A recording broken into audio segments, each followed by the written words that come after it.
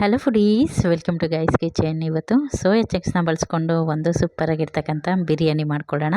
ತುಂಬ ಈಸಿಯಾಗಿ ಮಾಡ್ಬೋದು, ಕ್ವಿಕ್ಕಾಗೂ ಸಹ ಆಗುತ್ತೆ, ಟೇಸ್ಟಿಯಾಗೂ ಸಹ ಇರುತ್ತೆ. ಬನ್ನಿ ತಡ ಮಾಡದೆ ರೆಸಿಪಿ ಹೇಗೆ ಮಾಡೋದು ಅಂತ ನೋಡ್ಕೊಳ್ಳೋಣ. ಮೊದಲನೇದಾಗಿ ಸೋಯಾ ಚಂಕ್ಸ್ನ ಒಂದು ಅರ್ಧ ಗಂಟೆ ನೀರಲ್ಲಿ ನೆನೆಸಿಟ್ಕೊಂಡಿದ್ದೀನಿ. ಇದನ್ನು ಪಕ್ಕಕ್ಕಿಟ್ಟು ಉಳಿದಿರ್ತಕ್ಕಂಥ ಪ್ರೋಸೆಸ್ ನೋಡೋಣ. ಮಿಕ್ಸಿ ಜಾರ್ಗೆ ಹಸಿಮೆಣಸಿನ್ಕಾಯಿ, ಕೊತ್ತಂಬರಿ ಹಾಗೆಯೇ ಪುದೀನ ಸೊಪ್ಪನ್ನು ಹಾಕೊಂಡ್ಬಿಟ್ಟು ಇದನ್ನು ಸ್ವಲ್ಪ ನೀರು ಸೇರಿಸ್ಕೊಂಡು ಒಂದು ಪೇಸ್ಟ್ನ ರೆಡಿ ಮಾಡ್ಕೋಬೇಕಾಗತ್ತೆ. ಹಸಿಮೆಣಸಿನ್ಕಾಯಿ ನಿಮ್ಮ ಖಾರಕ್ಕೆ ತಕ್ಕನಾಗಿ ನೀವು ಹಾಕ್ಕೊಳ್ಳಿ. ಈಗ ಒಂದು ಪೇಸ್ಟು ರೆಡಿ ಆಯಿತು. ಇದಾದ ನಂತರ ನಾವು ಸೋಯಾ ಚಂಕ್ಸ್ ಆಲ್ರೆಡಿ ನೆನೆಸಿದ್ವಲ್ಲ, ಅದನ್ನು ಅರ್ಧ ಗಂಟೆ ಆಯಿತು ನೆನೆಸ್ಬಿಟ್ಟು ಈಗ ಅದರಲ್ಲಿರ್ತಕ್ಕಂಥ ನೀರನ್ನ ಸ್ಕ್ವೀಸ್ ಮಾಡಿ ತೆಗೆದುಬಿಡೋಣ. ಎಲ್ಲನೂ ಇದೇ ರೀತಿ ನೀರನ್ನ ಹಿಂಡ್ಬಿಟ್ಟು ತೆಗಿಬೇಕಾಗತ್ತೆ. ಇದನ್ನೆಲ್ಲ ಒಂದು ತಟ್ಟೆಗೆ ತಿಟ್ಕೊಳ್ತಾ ಇದ್ದೀನಿ. ಈಗ ಬಿರಿಯಾನಿ ಹೇಗೆ ಮಾಡೋದಂತ ನೋಡ್ಕೊಳ್ಳೋಣ. ಅದಕ್ಕಾಗಿ ಕುಕ್ಕರ್ ಇಟ್ಕೊಂಡು ಅದಕ್ಕೆ ಒಂದು 100 ml ಅಷ್ಟು ಎಣ್ಣೆನ ಸೇರಿಸ್ಕೊಂಡಿದ್ದೀನಿ. ಇದಾದ ನಂತರ ಪಲಾವ್ ಮಸಾಲೆಗಳನ್ನು ಹಾಕ್ಕೊಳ್ಳೋಣ. ಅಂದರೆ ಬಿರಿಯಾನಿಗೆ ಆಗ್ತಕ್ಕಂಥ ಪಲಾವ್ ಇದೆ, ಹಾಗೆ ಚಕ್ಕೆ, ಲವಂಗ, ಮರಾಠ ಮೊಗ್ಗು, ಹಾಗೆ ಜಾಪತ್ರಿ, ನಂತರ ಒಂದು 3 ಏಲಕ್ಕಿ, ಶಾಹಿ ಜೀರಾ, ಹಾಗೆಯೇ ಸೋಂಪು ಅರ್ಧ ಸ್ಪೂನಷ್ಟು ತೊಗೊಂಡಿದ್ದೀನಿ. ಇದೆಲ್ಲವನ್ನು ಹಾಕ್ಕೊಂಡಾದ್ಮೇಲೆ ಒಮ್ಮೆ ಎಣ್ಣೆಯಲ್ಲಿ ಫ್ರೈ ಮಾಡ್ಕೊಳ್ಳೋಣ. ಇದಾದ ನಂತರ ಇಮ್ಮಿಡಿಯೇಟಾಗಿ ಈರುಳ್ಳಿನ ಸೇರಿಸ್ಕೋಬೇಕಾಗತ್ತೆ. ಸುಮಾರು ಇಲ್ಲಿ 4 ಈರುಳ್ಳಿನ ಸೇರಿಸ್ಕೊಂಡಿದ್ದೀನಿ.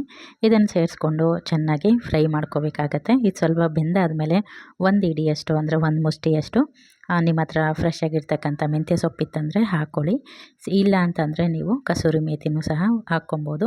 ನನ್ನ ಹತ್ರ ಫ್ರೆಶ್ ಮೆಂತ್ಯ ಸೊಪ್ಪಿತ್ತು, ಹಾಗಾಗಿ ಅದನ್ನೇ ಸೇರಿಸ್ಕೊಂಡಿದ್ದೀನಿ. ಒಗ್ಗರಣೆಗೆ ಹಾಕ್ಕೊಂಡು ಚೆನ್ನಾಗಿ ಬಾಡಿಸ್ಕೋಬೇಕಾಗತ್ತೆ. ಈರುಳ್ಳಿ ಸ್ವಲ್ಪ ಬ್ರೌನ್ ಕಲರ್ ಆಗಬೇಕು. ಅಲ್ಲಿ ತನಕ ಫ್ರೈ ಮಾಡ್ಕೊಂಡು ಆದಮೇಲೆ 1 ಟೇಬಲ್ ಸ್ಪೂನಷ್ಟು ಶುಂಠಿ ಮತ್ತು ಬೆಳ್ಳುಳ್ಳಿ ಪೇಸ್ಟನ್ನು ಸಹ ಸೇರಿಸ್ಕೊಂಡಿದ್ದೀನಿ. ಇದನ್ನು ಸೇರಿಸ್ಕೊಂಡು 1 ನಿಮಿಷದ ತನಕ ಫ್ರೈ ಮಾಡ್ಕೊಳ್ಳೋಣ. ಇದಾದಮೇಲೆ 2 ಟೊಮೊಟೊನ ಸಹ ಹೆಚ್ಚಿಬಿಟ್ಟು ಇಟ್ಕೊಂಡಿದ್ದೆ, ಅದನ್ನು ಈಗ ಸೇರಿಸ್ಕೊಳ್ತಾ ಇದ್ದೀನಿ.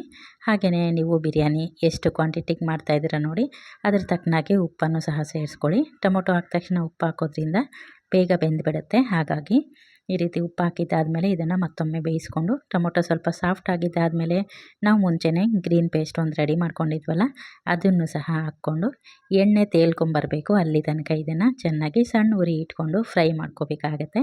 ಇದಾದ ನಂತರ ಮಸಾಲೆ ಪದಾರ್ಥಗಳನ್ನು ಆ್ಯಡ್ ಮಾಡ್ಕೊಳ್ಳೋಣ. 1/4 ಸ್ಪೂನಷ್ಟು ಅರಿಶಿಣದ ಪುಡಿ, ಹಾಗೆಯೇ 1.5 ಸ್ಪೂನಷ್ಟು ಬಿರಿಯಾನಿ ಮಸಾಲಾನ ಇಲ್ಲಿ ಸೇರಿಸ್ಕೊಳ್ತಾ ಇದ್ದೀನಿ. ಇದೆಲ್ಲ ಈಗ ಒಗ್ಗರಣೆ ಜೊತೆ ಹೊಂದ್ಕೋಬೇಕು. ಆ ರೀತಿ ಒಂದೊಳ್ಳೆ ಮಿಕ್ಸ್ ಕೊಟ್ಬಿಡೋಣ. ಈಗ ಮಿಕ್ಸ್ ಮಾಡಿ ಆದಮೇಲೆ ಇದಕ್ಕೆ ನೀರನ್ನು ಸೇರಿಸ್ಕೊಳ್ತಾ ಇದ್ದೀನಿ. 1:2 ರೇಷನಲ್ಲಿ ನೀರು ಹಾಕ್ಕೊಂಡ್ರೆ ಸಾಕಾಗತ್ತೆ. ನಾನಿಲ್ಲಿ ಜೀರಾ ರೈಸ್ನ ಬಳಸ್ಕೊಂಡಿರೋದು. ನೀವು ನಿಮ್ಮ ಮನೇಲಿ ಯಾವ ರೈಸ್ ಬಳಸ್ತೀರಾ ಅದನ್ನೇ ಹಾಕ್ಕೊಂಡು ಮಾಡಿಕೊಂಡ್ರೆ ಆಯಿತು. ಈಗ ನೋಡಿ, ಒಮ್ಮೆ ಇದನ್ನು ಮಿಕ್ಸ್ ಮಾಡಿಬಿಟ್ಟು ಇದಕ್ಕೆ 1 ಟೇಬಲ್ ಸ್ಪೂನಷ್ಟು ಇಲ್ಲಿ ಮೊಸರನ್ನ ಸೇರಿಸ್ಕೊಳ್ತಾ ಇದ್ದೀನಿ. ನೀವು ಒಗ್ಗರಣೆ ಜೊತೆಗಾದರೂ ಹಾಕ್ಕೊಬೋದು, ಅಥವಾ ನೀರು ಹಾಕ್ತೀವಲ್ಲ ಆ ಟೈಮಲ್ಲಿ ಬೇಕಂದ್ರೂ ನೀವು ಮೊಸರನ್ನ ಹಾಕ್ಕೊಬೋದು.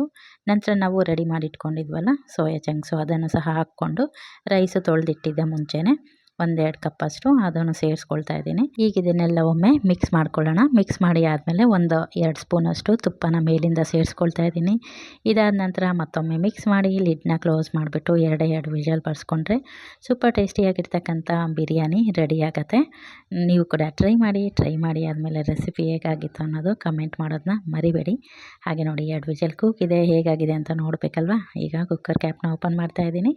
ನೋಡಿ ಎಷ್ಟು ಚೆನ್ನಾಗಾಗಿದೆ ಅಂತ. ಇದನ್ನೊಮ್ಮೆ ಮಿಕ್ಸ್ ಮಾಡ್ಕೊಳ್ಳೋಣ. ನೋಡಿ ಚೆಂದ ಬಂದಿದೆ, ಟೇಸ್ಟು ಚೆನ್ನಾಗಾಗಿತ್ತು. ನೀವು ಕೂಡ ಟ್ರೈ ಮಾಡ್ಕೊಳ್ಳಿ ಅಂತ ಹೇಳ್ತೀನಿ. ಸಿಗೋಣ ನೆಕ್ಸ್ಟ್ ಒಂದು ವಿಡಿಯೋದೊಂದಿಗೆ. Thanks for watching.